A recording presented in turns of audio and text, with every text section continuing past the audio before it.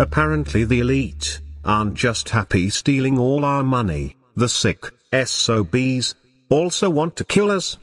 In the USA. If they can't get rid of us with their unjust wars, they will create diseases and vaccines that will make us so sick that we will wish we were dead. They pollute our water, they pollute our air, and they pollute our food supply. I don't know how we fight them or stop them, but we do need to be informed of their evil ways.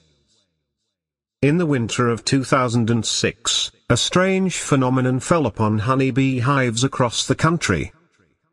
Without a trace, millions of bees vanished from their hives, leaving billions of dollars of crops at risk and potentially threatening our food supply.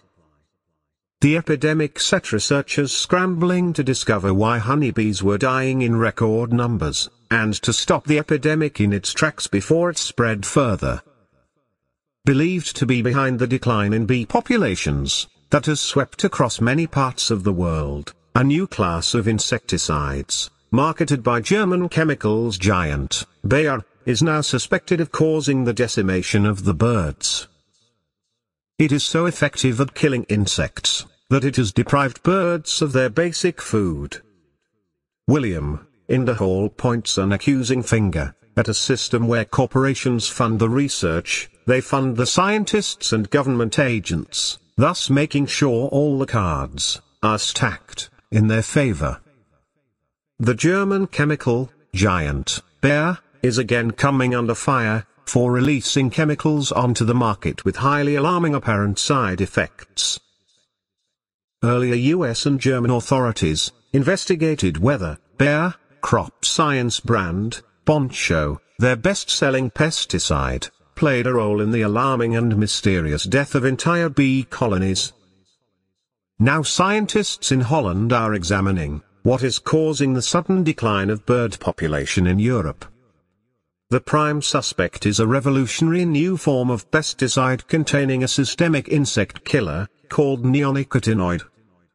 The leading maker is Bayer AG's subsidiary, Bayer Crop Science, which is also the GMO division of Bayer. Studies being done at the Experimental Toxicology Services in Zutphen, the Netherlands, indicate that a relatively new class of insecticide, known as the neonicotinoids, may be causing the widespread death of birds as well as insects, especially bees, which if so, is catastrophic. Across Europe in recent years there has been observed a dramatic decline in bird populations. Many species of birds have suffered a population crash, including house sparrows, common swift, and starlings.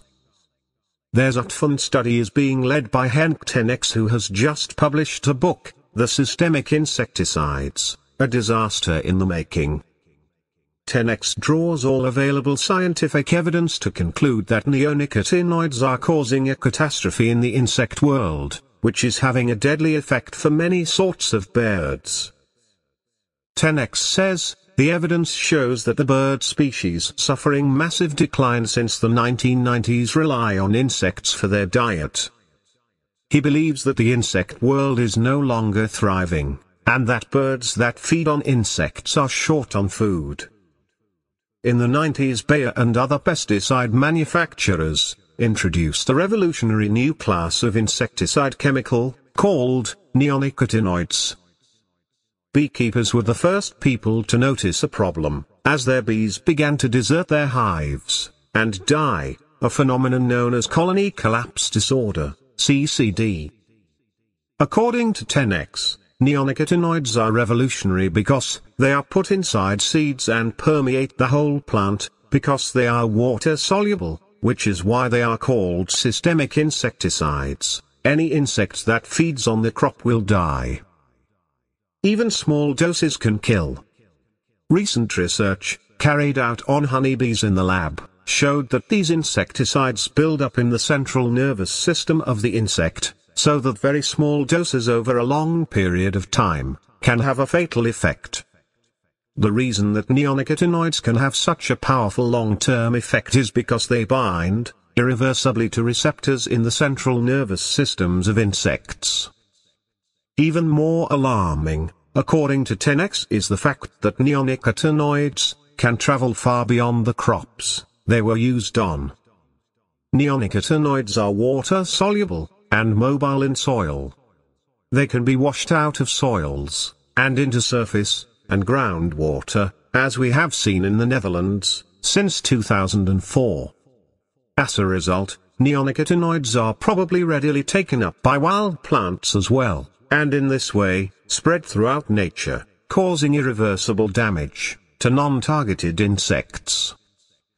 Monsanto's best-selling pesticide, Roundup, with glyphosate and other proprietary chemicals, has been shown to damage fetal cells in humans, even in low doses. Now Bayer's systemic insecticides, containing neonicotinoid, are found to kill not only bees, but most likely, indirectly, birds, in large numbers. Before we find ourselves living in a barren wasteland, perhaps it is time for a radical and entirely independent, long-term testing of these effects. Independent studies means no industry monies to finance the studies or the scientists. With the pervasive presence of corporate money in universities and government, it is almost impossible to get independent research nowadays. Albert Einstein is reported to have said, if the bees disappear from the surface of the earth, man would have no more than 4 years to live. No more bees. No more pollination. No more man.